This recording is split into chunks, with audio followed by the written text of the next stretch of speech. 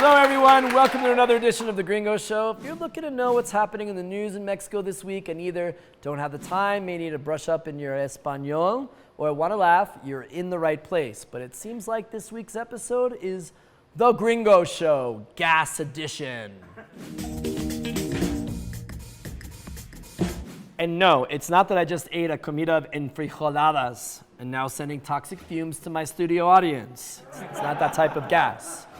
Everyone's talking about energy. There's a global crisis due to the Russian war in Ukraine and overall disruptions in the supply chain, driving up prices for a gallon or liter of gasoline and thus increasing the cost of my monthly supply of red panditas that I order on Amazon.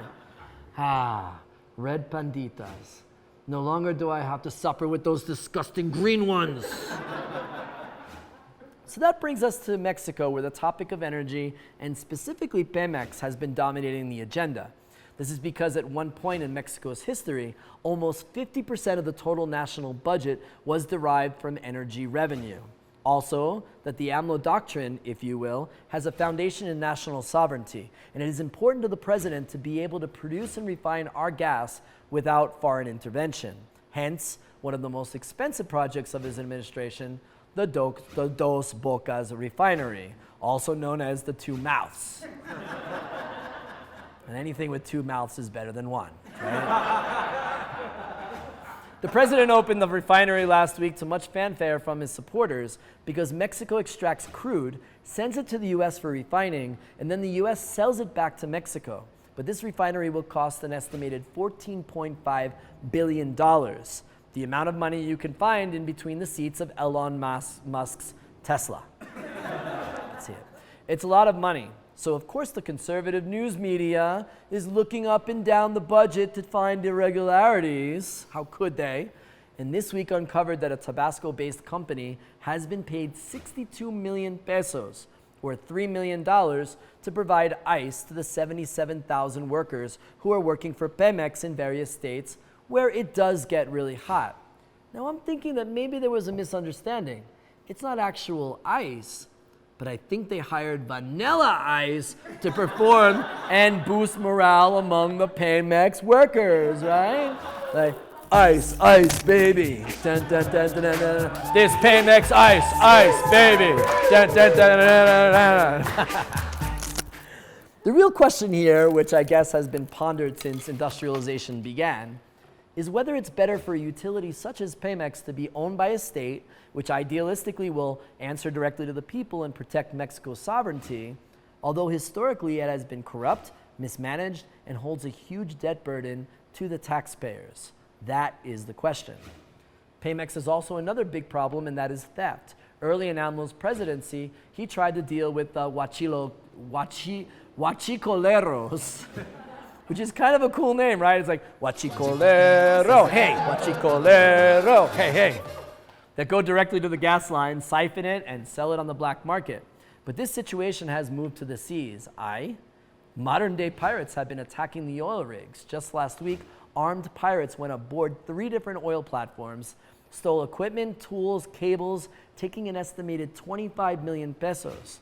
Then, instead of selling the equipment and spending the money, they buried it in a treasure chest, made a treasure map, and now hope that in 50 to 100 years, someone will find it. Pirates, guys, come on.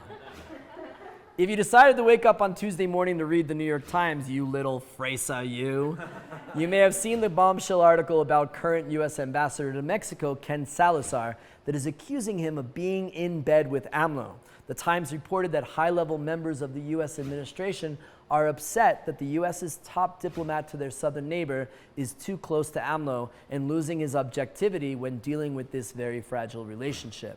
The article referenced, one, that he is seemingly reopening this idea that the 2006 Mexican election was stolen, when seemingly the only person still talking about it is AMLO. He's also being accused of not being more strong with the president regarding killing of journalists, and that Biden may be played by the Mexican government. The ambassador has met often with the president and has worked on a number of issues, but sometimes has lost, like when AMLO pulled out of the recent Summit of the Americas, in which Salazar urged him not to do so. Maybe AMLO just likes cowboy hats. And they're just getting along because they like cowboy hats, and it's as simple as that. Who knows? AMLO will be making his way to Washington next week to pay a visit to President Biden, so I'm sure this and other topics will be discussed. In addition, he announced on Monday that he will also be inviting Biden and Canadian heartthrob / Prime Minister Justin Trudeau to Mexico in November to discuss trade, among other things. AMLO announced this week that he is advancing a bill to the Mexican Congress that will end daylight savings times permanently starting this November. Los conservadores se despiertan después de a las 7. Secretary of Health Jorge Alcocer said that the time change gives people suicidal ideas. Imagine, like, I can't deal with life. It's 11 p.m. and it's supposed to be 10. What am I going to do? He also said the change has adverse effects on the nervous system, causing drowsiness, irritability, concentration, and memory problems, and also increased hunger at night. Hunger at night? Are you sure that's a chime change? Sounds like a night after trying a little bit of the lechuga de diablo, or a night out with Maria and Juana, or maybe taking an evening drive on your mota. The Mexican proposal is to keep the time in standard time because, as Alcocer said, it'll keep us in God's time. Hey, Jesus, what time is it? Siri's much better at it, I guess. The bill that was passed by the U.S. Senate will move the country into permanent daylight savings time, which will bring a lot of confusion to people who live on the border, but will also ensure they'll be on time for many things. Hey, you're a half an hour early. Oh, am I? And I just can't wait in 40 years to tell young people, you know, we used to change our clocks twice a year. Can you believe that? And finally, a mayor in the small town of San Pedro Huamelula in Oaxaca married an alligator in keeping with pre-Hispanic cultural traditions. Yes, you heard it right. Married an alligator. Immediately after marrying the alligator, the reptile was like, I saw you looking at the other alligators. Followed by, you have a smell of alligator juice. This also prompted numerous state legislators in the U.S. to begin passing laws banning marriage between man and alligator, causing a culture war and prompting the U.S. Supreme Court to probably review alligator marriages in next year's session. That does it for this edition of The Gringo Show. Thanks for staying with us. If you've enjoyed the show, please make sure you like us or follow us on Facebook or YouTube.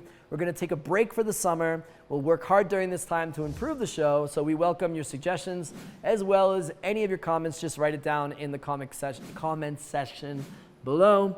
But don't worry, we will be back in late August with more news because we read the papers, watch the news, and scroll through social media to share with you what's happening right here in Mexico so you don't have to.